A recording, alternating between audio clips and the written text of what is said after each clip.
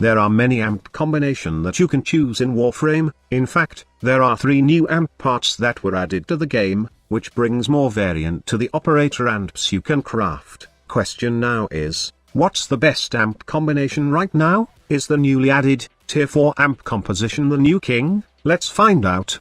Before we get to the best AMP combination part in this video, I would just like to give you guys a preview on the new AMP parts. The new parts are the Run Prism, which basically turns your operator Void Beam into an automatic rifle. With this prism, your Void Beams has a 100 meters range, and it will grant high fire rate, crit chance and energy efficiency to your AMP build. There's also the Pard Scaffold, which turns your secondary fire into a disc. When fired, the Fard fires an energy glaive that automatically homes in and bends towards its target, allowing multiple targets to be hit, up to 4 times. It has a very high damage in its initial form but was nerfed the second day. Basically, your AMP will be turned into a mitre with this scaffold that can hit 4 enemies with 1 shot, and can bounce up to 10 times. And lastly, there's the AMPS brace, which both reduces the void energy regeneration delay, and as well as the time to regenerate energy, which converts to more void beams fired per seconds. When we combine these 3 parts, we get the Pew Pew Bounce AMP, which generally has 30% crit chance on your primary fire with a measly 4.0% status chance. Same goes with its secondary fire, it has a good 34% crit chance but very low 12% status chance. The only upside I'm seeing with this AMP is its high fire rate, low energy cost per shot, and high energy on its primary fire. The damage of its secondary fire is somehow good in paper, and if we consider that it has the ability to bounce to targets, then probably, you will be tempted to craft this AMP combination.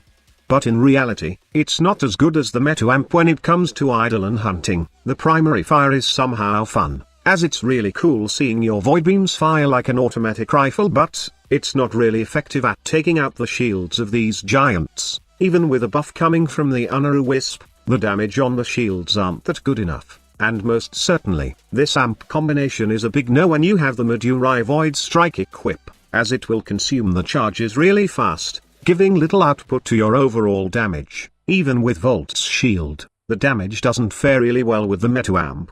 The secondary fire could be good for a Medurai Void Strike user, and also, it seems pretty solid as it has a good void damage, but, in reality, it also doesn't get the job done in my honest opinion. The bounce mechanic could be good if it bounces from the idol and then goes to the Vom Vallists around it, but it doesn't. It's pretty random, and same with its damage output. Its ability to take down multiple targets in idle and hunting is not good enough. Like its primary fire, I tested out its potential damage by incorporating buffs coming from Medurai Void Strike, Unaru Wisp, Volt's shields and even some operator arcanes, but I don't feel that it performs well in idle and hunting, especially if you are aiming to be efficient and capture as much idolans as quick as possible in one night. Now we could tune this AMP combination by adding more potential damage to it. We could remove the Anspatha brace, and replace it with the Lauren brace for more critical chance, which converts to more damage output. Not only that the critical chance would be good, but you can see a boost in status chance as well. But still, the void damage stays the same, and, while testing it a bunch of time, I really don't see a big increase in damage output at all. Like the previous AMP combination, it's not that good as the Meta AMP that most players use for idle and hunting. So what is this Meta AMP I'm talking about? Probably, the best combination still includes the Tier 2 Scaffold and Tier 3 Brace. Shraxan is still the king when it comes to dealing the most damage to idle and shields. Why? It's because it's a single shot AMP perfect with the Medurai Void Strike, as it only consumes 1 charge per shot. Also, the damage output of this scaffold is considerably high compared to others. In addition, the Lauren brace gives you the most damage output as it increases your critical chance. Now for the prism part, it's really a personal preference. Any prism would do, as long as you have the Tier 2 scaffold and Tier 3 brace. In my case, I have the Tier 3 prism, Granmu, which fires 3 projectile in 1 shot.